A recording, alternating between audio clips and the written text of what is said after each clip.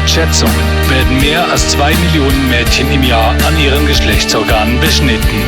Diese Tradition ist über 3000 Jahre alt. Obwohl in den meisten Ländern per Gesetz verboten, wird diese grausame Zerstümmelung des weiblichen Körpers weiter praktiziert.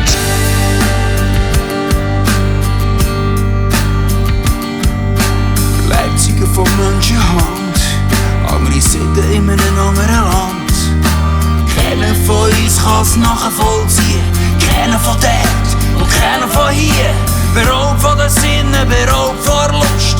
Verdammt zu den Schmerzen und Tränen in die Brust. Verdammt zu den Schmerzen und Tränen in der Brust. Geschnitten auf ewige Zeit. Warum gehen Menschen so weit?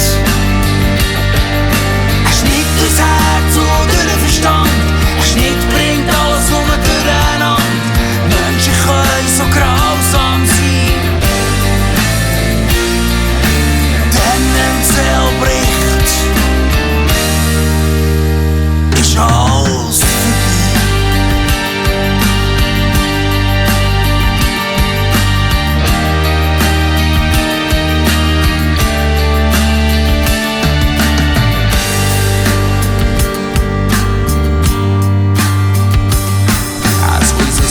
Schreit in die Nacht, kann nicht begreifen, was man mit ihm macht.